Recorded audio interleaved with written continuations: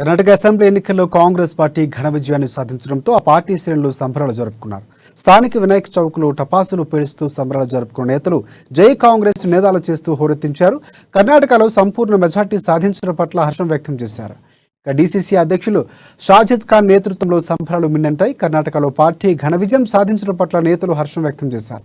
రానున్న ఎన్నికల్లో దేశవ్యాప్తంగా ఇవే ఫలితాలు పునరావృతమవుతాయని ధీమా వ్యక్తం చేశారు. బీజేపీ చేస్తున్న విద్వేష విభజన రాజకీయాలను కన్నడ ప్రజలు తిప్పుకొట్టారని స్పష్టం చేశారు. మతతత్వ పార్టీకి ప్రజలు తగిన గుణపాఠం చెప్పారని కాంగ్రెస్ను గెలిపించిన కర్ణాటక ప్రజలకు ధన్యవాదాలు తెలియజేశారు.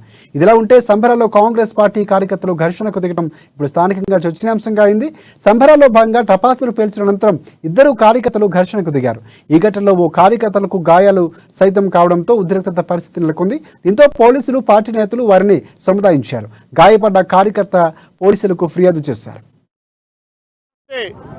దగ్గర 130 దాటిపోతుంది. దేశం మొత్తం మార్పు కోరుకుంటుంది. ఇదే హవా ఔర్ ఎక్ దక్కా తెలంగాణ పక్కా అని నినాదాలతో ముందుకు పోతున్నాం.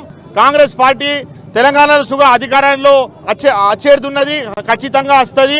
80 నుంచి 90 స్థానాలు గెలుచుకొని కాంగ్రెస్ పార్టీ తెలంగాణలో గవర్నమెంట్ వచ్చే సంవత్సరం ఫామ్ చేస్తుందని నేను జిల్లా కాంగ్రెస్ పార్టీ తరఫు నుంచి చెప్తున్నా. ప్రజలందరూ కూడా మార్పు కోరుకొని కాంగ్రెస్ పార్టీకి పట్టం కట్టిండ్రు అనేటువంటి కళ్ళారా ఈరోజు ప్రజలు నిరూపించిండ్రు.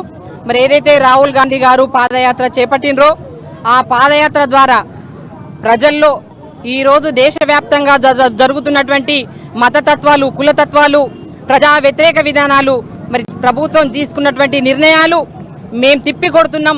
ఈ ప్రభుత్వం చేపడుతున్న బీజేపీ ప్రభుత్వం తీసుకున్నటువంటి నిర్ణయాలు ప్రజా వ్యతిరేకమైనని ఈరోజు కర్ణాటక ప్రజలు నిరూపించారు. ఈ సందర్భంగా కర్ణాటక కాంగ్రెస్ పార్టీకి విజయం చేపట్టినటువంటి ప్రజలకు ధన్యవాదాలు తెలియజేస్తూ కర్ణాటక కాంగ్రెస్ పార్టీకి ఆదిలాబాద్ కాంగ్రెస్ పార్టీ తరఫున శుభాకాంక్షలు తెలియజేస్తూ జై కాంగ్రెస్.